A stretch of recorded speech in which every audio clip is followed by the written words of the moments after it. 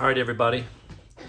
Today we're going to do one of my, at least these days, rare gun reviews. I'm going to do an unboxing and impressions on a gun that I really like. I had one years ago, a couple years ago, sold it, kind of regretted it because it was one of the nicest shooting guns I've had in a long time. And that includes Glocks and Kimbers and Springfields and SIGs and stuff like that. So what we're going to look at is a gun made in Turkey. Yes, Turkey. Turkey actually makes some good guns. We're going to talk about another one we'll reference here in a minute. But this is the SAR9. So from SAR USA, it's Sarsul, I don't know how to pronounce it, but it's them. That's it right there. But they came up with a better name for the US market, SAR USA. It is their SAR9 series. It is a 9mm semi-automatic pistol that really is kind of like the love child of an HK VP9 and a Glock 17. That's the best way that I've seen it be described, and that's the best way that I would describe that. So let's take a look at it. This is a brand new gun, so it's unloaded. We're going to do a safety check anyway. Safe, empty mags. These are 17 rounders. Comes with two 17-round mags. And let's get a rag here and just wipe off some of the Earl. So what is it? Well, it is a striker-fired pistol. We'll go over some of the specs here. It's was a 4.7 or something like that, inch barrel. It's basically the same size. Almost the slide is almost identical to a Glock 17. It does have a nice traditional 3-dot, very visible sights. As far as what the dovetail is and what aftermarket sights you can get, I honestly don't know. That's one of the things I'm going to have to research about the gun. Although I'm not someone who typically changes the sights. Honestly, if I don't like the sights, I typically don't buy the gun. I know some people are big on night sights. I'm of the mind of, they're okay. If the gun comes with it, great. My Glock 43X that I've been carrying lately just uses the regular plastic sights. A lot of people want to upgrade them to night sights. My thought on that is, if it comes with it, great. But if not, I'm not spending $100 on night sights. Why? Well, if it's too dark to see my sights, it's probably also too dark to see my target. Most of those encounters that you might have, the person's going to be within 6 feet of you. You're not even using your sights anyway. If you're using your sights because you're trying to shoot at something 15 or 20 yards away in the dark, I feel like you should probably be running the other direction. Just my opinion. I'm not saying they don't have use. And if you have them, that there's something wrong with you. I mean, there may be something wrong with you, but it's probably not because of that. But for me, I'm just not worried about them. So those will work just fine. The rear sight is drift adjustable, so you can loosen that screw and then give it a little tap with a nylon or rubber hammer and move it one way or the other.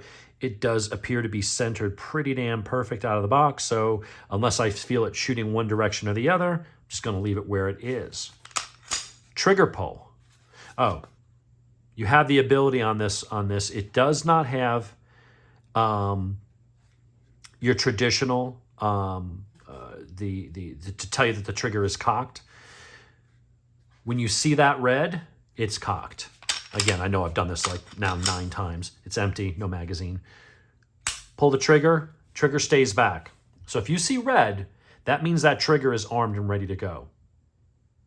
The only way to get that is to rack the slide, which would happen every time you fire the weapon or the first time you chamber a round. Now, as far as a round being chambered, it does have a round loaded indicator. That little nubbin you see right there sits flush. I'm not going to put a round in here. I wish I had a 9mm snap cap. But when you put a round on there, that's the extractor. That's going to push that out. And in the dark, you're going to see it. Now, I don't know if there's any red or anything on there visually, but you'll see it poking out. And the thing is, a lot of times people do the press check, see if there's a round in there. You don't even have to do that. You'll be able to just put your finger there, even in the dark, or put your thumb there, and you'll know. If that thing's not sitting flush, you feel that point sticking out, you know there's a round in the chamber. If there's a round in the chamber, then you need to assume that that trigger is also armed because there's no real way for you to decock it. So in order to get the round in, you got to rack it. If you racked it, that trigger is now ready to go. So those two kind of go hand in hand. You could have the trigger set with no bullet, but if there's a bullet in the chamber, hand off the trigger unless you're ready to shoot. Always observe the gun safety. So what drew me to this? Well, the size, the look, the fact that they claim that they have gone and done. It was 150 or 190,000 round torture tests on this model, passed with flying colors. All the reviews I've seen of this thing have been excellent. It is ridiculously ergonomic. Now, I love the Glock 17, but it feels like you're holding kind of a 2x4. This, not only do you have a little bit of a flared magazine well, but this back strap, you have replacements. And it comes with a little metal tool, the punch here, to change that. So if you want to punch that pin through there, boop, push that out, and what you will have is the ability to not only pull off that back strap, but the side straps. And so that's really cool that you can change the back strap. They're all labeled. That one says large. Medium should be what's on there, and that's small. But then you've also got side plates. So once you push that pin in and this pops off, see this line right here? These side panels will slide out too. So you can change the hump and the width. And that is something you don't see on a lot of guns. Typically, you're seeing you can change a back strap and the rest is what it is. So all you're changing is how your hand moves this way. Well, you can also change how it swells this way. This allows this pistol to really be, configured to where it really fits your hand. This has finger grooves, but they're not like they were on the Glock Gen 3. They're very subtle. It just gives your hand a little bit of purchase. There is jimping here, or not jimping, stippling. It's not really that grippy. You feel the texture, but honestly, the way your fingers lock in, your finger is locked in up here, at least with my size hands, it's locked in. It's a good grip. It's not quite as grippy as the SIG M18. We'll go over some comparisons to that in just a moment. But I'm finding the medium. When I played with it last time when I used to own one, I found that the medium, I got the smaller one, put the larger one on. The medium, honestly, your hand just melts into that gun. It doesn't stick into your fingers. That's the problem I have sometimes with the finger, with the gripped, the grooves, is that they're deeper and sharper. And so unless that really fits your hand perfectly, and we all got different size hands, it's not that comfortable. This is there to give you that little bit of indexing and purchase, but because they're so kind of subtle and they're so rounded and soft, not soft in that they're squishy, but just they're not sharp in any way, I think that these types of finger grooves, those are the grooves that I like to have. It really does help with your hand indexing and just feeling like it's one with the gun. To take it down, oh, by the way, you do have a manual safety. You can't ignore it. This can be bought without that safety. They didn't have any, and I'm not against safeties. I mean, again, the M18 has it, so you can choose not to use it. I don't know if it can be removed. I'm not a big fan. If it's a gun I think I'm going to carry or use for defense, I'm not a big fan of changing triggers and modifying things. I just don't want even the chance of, if you ever had to use it defensively, having some prosecutor, he modified his weapon, did this and that. If I don't like the way it shoots, if I don't like the trigger, if I don't like the sights, I don't buy the gun. If it doesn't fit my hand, if I don't want a safety on it, I'm not going to go disabling it. I'm just going to not buy the gun. I'll go buy a gun that doesn't have the safety. So you do your safety check. You want to take this thing down just like a Glock. Push that down, and you do have to fire it. So sorry. Do that. Fire it. Dry fire it. Push that down. Slides right off. The spring, okay, so that is a combination. Is that metal or plastic? I think it's metal. So you've got a captive spring, so don't worry about shooting across the room. Looks very Glockish inside. It's pretty straightforward. Put it back together, throw that in, and you are back in business. And let's see, what do we got over here? Actually, that needs to go in the right place. There we go. Over here, we've got, pretty much everything like a Glock. So we'll oil that later and stuff like that. Throw it back on, snaps into place. Trigger pull feels very Glockish, not gonna lie. A little bit of take up. It's not an awesome trigger. It's not a bad trigger. I'll be able to shoot that pretty well. Let's go ahead, do a safety check over here. Compare it to the SIG M18, or sorry, this is the M17. Shorter take up. I'd say the SIG trigger's a little better. Let's get this out of the way so we can do a little comparisons here.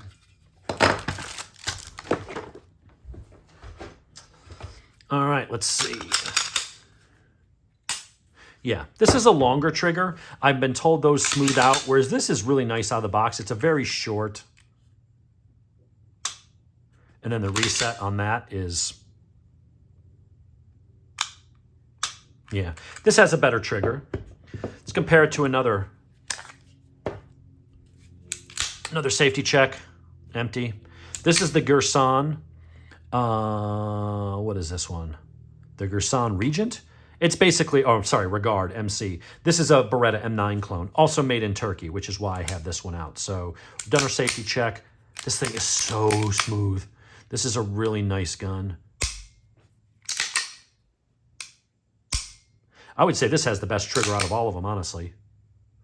Very quick reset, very crisp. Double action, long and heavy, but so is the Beretta. So these are the two guns I made out of Turkey. This is the SIG. Now here's why I like this. $600. Now granted, it's a SIG. And it's also optics ready. So you can take that off and put on your Leopold red dot or whatever other ones that are compatible with that. So $600, $299. It's got really good ergos. It's adjustable. The trigger is fine. It's very similar to a Glock in design. Again, it's like they took the Glock up here in the way it goes together and in the actual dimensions itself, to the extent that for a holster, I picked up Speed Scabbard from DeSantis, made for Glock 17. Think it fits? Like a glove. I mean, beautiful. Sometimes you get one and it's fairly close. You got to wet the leather and kind of remold it. Nope. That slides right in like it's made for it. Perfect. Haven't even had to adjust the tension. That was brand new out of the package. I was told, like, yeah, that one should work. So I grabbed one, slid it right in. Boom. Very, very nice. So there you have it. 17 round mags. I need to see if these are what other, do I have to get SAR mags or are other mags compatible? I'm looking at the ones for the Beretta, or no, that's the SIG. Looks similar from the outside, but you can see that the holes of the mag release are in a different place. If I look at the ones, yeah, for the Beretta, also different. So I don't know, sometimes CZ mags, because a lot of these are, a lot of the Turkish guns actually are CZ75 clones. This one's not. So these mags are probably going to be specific to this particular weapon, so I'll probably have to go and buy some extras. But I'm telling you, the ergonomics of this thing, and when I had one of these things and I took it to the range and shot it, it was amazing. It was incredibly, it was like shooting a Glock 17. Now, will it last as long and go? I don't know. I mean, they say that they've tested these two. Again, it was either 150 or 190. It was an insane number of rounds that they've tested these things at the factory, and they're saying they've held up. Turkey's got a pretty damn big military. This is what they're using. This is the official military sidearm for the Turkish armed forces. Turkey's a NATO ally. A lot of the weapons that they make are in ISO certified, NATO approved facilities to produce arms for NATO. And, their standards are pretty high. So Turkey makes some good guns. You might find some of their, $149 shotguns are kind of eh. But when it comes to pistols, the Canics, the CZ75 clones, any of the guns that I've ever had out of Turkey, including the Gerson, the Regard here, have been phenomenal. They're really nice made guns. So anyway, that's the overview. We'll give you some feedback once I've gone and had a chance to shoot it and maybe even take the camera to the range and stuff. But it's a hell of a nice piece. For $300, I don't know of anything else out there. I mean, you got your Taurus G3Cs are nice, and those are really good guns, despite what you see about, Taurus. Taurus is kind of like the Nickelback of the gun world. Everyone likes to make fun of them, but they actually make decent guns today. They hold up. They're reliable. They're well made. And this is even better. I can't think of another gun that I would buy that I would trust my life to for $300 before. I mean, there's a couple, but this is at the top of the list. This is excellent. So there you go. 2 guns from Turkey, but this is the one we're talking about today. I'm going to load that up, head to the range, and probably going to carry it sometimes. I think with that holster, that should sit nice and tight. It's not that heavy. I think it's like 26 ounces or something like that. So it's a little more than a Glock 19, but not much. But you get that full sight radius, long barrel, great for recoil. Very cool gun. Anyway, everybody, take care. Be safe. We'll talk to you next time.